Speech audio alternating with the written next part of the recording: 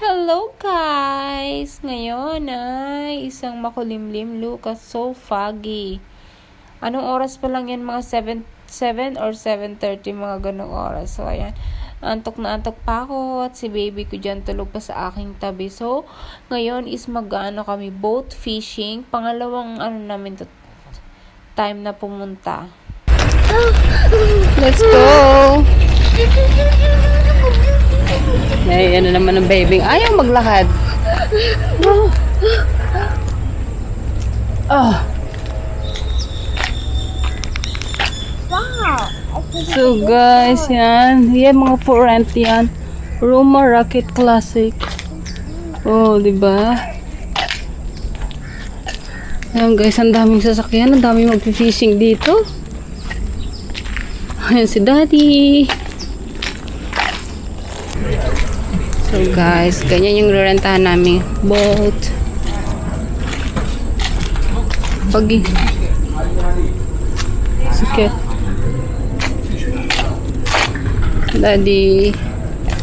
It's a foggy morning. It's like it will rain. Where is the fish?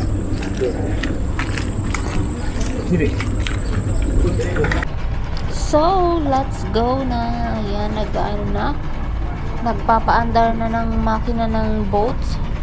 Yan yung nasa likod ko guys. Yan yung owner ng boat. Tapos dyan din kami nag-rent. Ang sabi ni Habi is 420 daw yung rent niya. Ano naman yan? Whole day. So, ayan na. Grabe. Yan si baby natatakot na naman.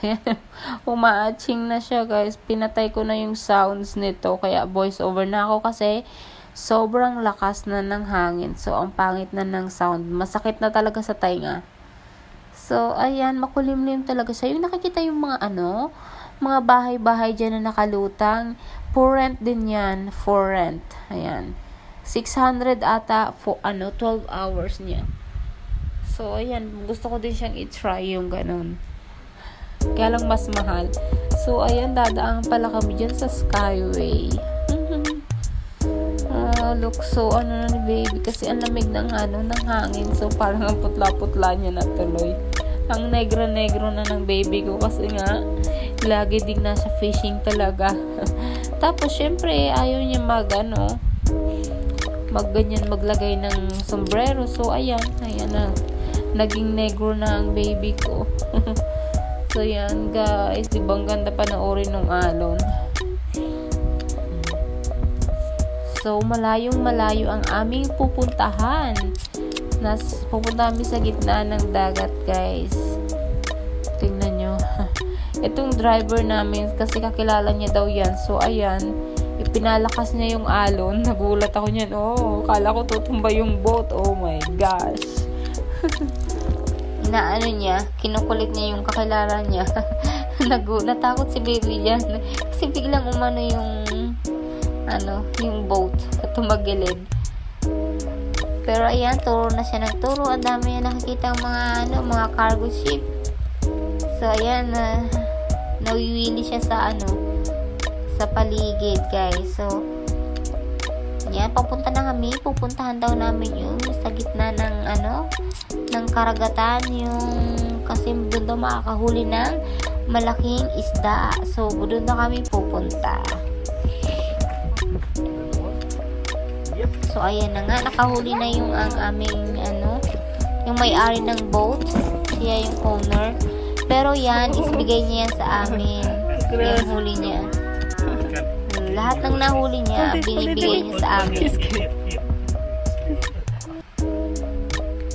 So, eto na. Tingnan natin kung may huli nga ba si Habi dito. Tingnan nyo yung pang fishing niya, nagko-curve siya ng bongga. Ayan, ibig sabihin, hinihila na nung isda yung bait. Ayan na. Oh, yan yung niya, pang palutang. Ay, hindi, pang palubog pala. So, ayan, ang nahuli niya is bato. Siguro hinila nung isda dyan sa may batuhan. So, ayun, umano yung hook niya dun sa bato. guys. Ang sarap panoorin din sa ganito.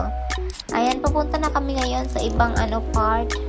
So, hindi na pala ako nakapag-video ng bonggang-bongga dyan kasi grabe, ang sama ng pakiramdam ko whole day kasi nga yung pinuntahan namin sa gitna ng dagat. So, parang ano siya, hollow view. Yung wala ka nang makikitang view, kundi puro karagatan. Nakakahilo pala talaga yon.